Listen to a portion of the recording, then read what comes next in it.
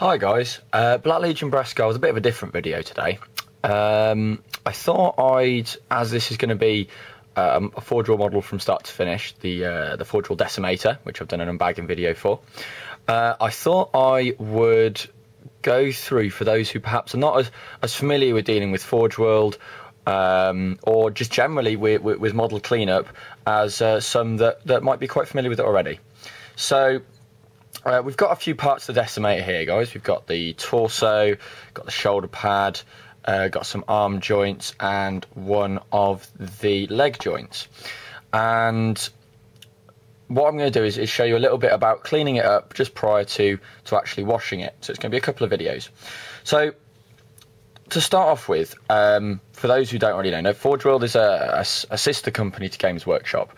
So they make resin models rather than the plastic ones the Games Workshop make. It's a different resin to fine cast as well. And you'll generally find that sometimes the pieces can be a little bit shiny, like this one here. And that generally means that they've got a chemical agent on them which needs to be washed off before you start painting, because otherwise the paint won't adhere and it'll flake off. And yes, I've had that, and I'm sure a couple of other people who've done Forge World before have had as well. So, but that's a separate one. So first things first is we actually need to clean up the models.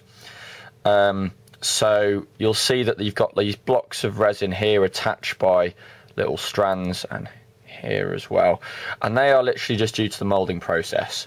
So what we do is you're going to need your clippers for this one. So flat parts of the model,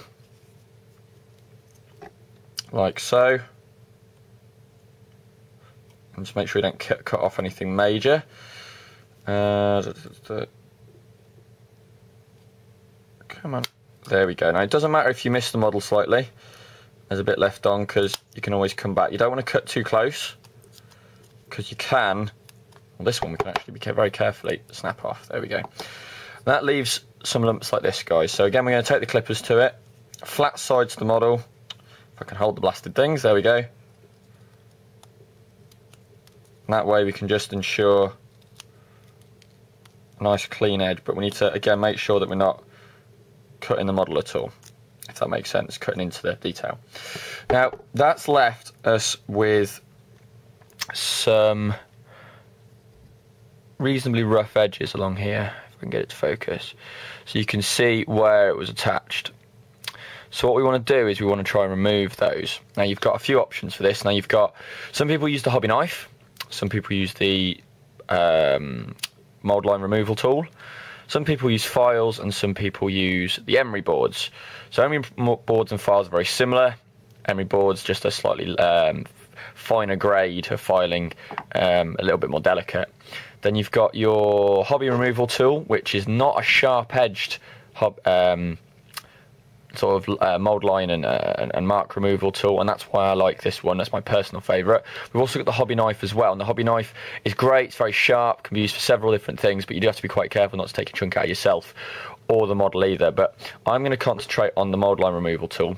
So it's got this weird curve edge here. Now I really like this, because what you do is you literally just press it, if I can get it to focus, into the area you want to clean, and drag it along, and that takes off any unwanted material, like so. So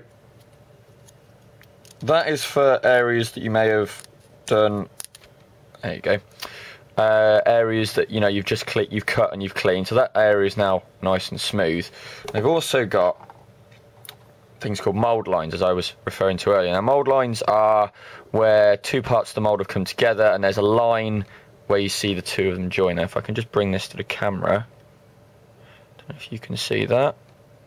There's a little one on there. Now that's not a bad one, there are worse ones to have. So there we go, it's a little bit more of a prominent one there. So what we do, once again, use the mould line removal tool, just drag it across.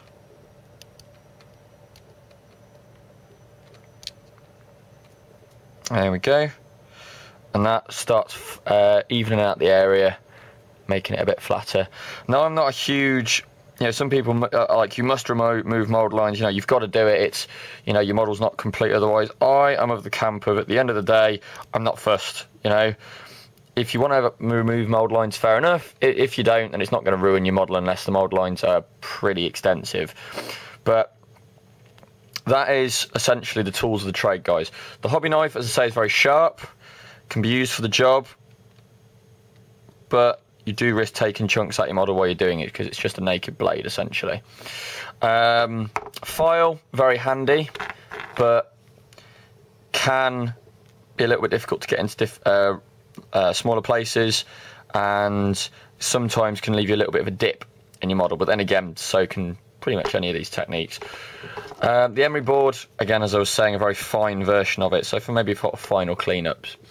So what I'm going to do is I'm going to go around the entire decimator, clean off all these mould lines off the parts, get rid of any flash like this, and clean up the edges there.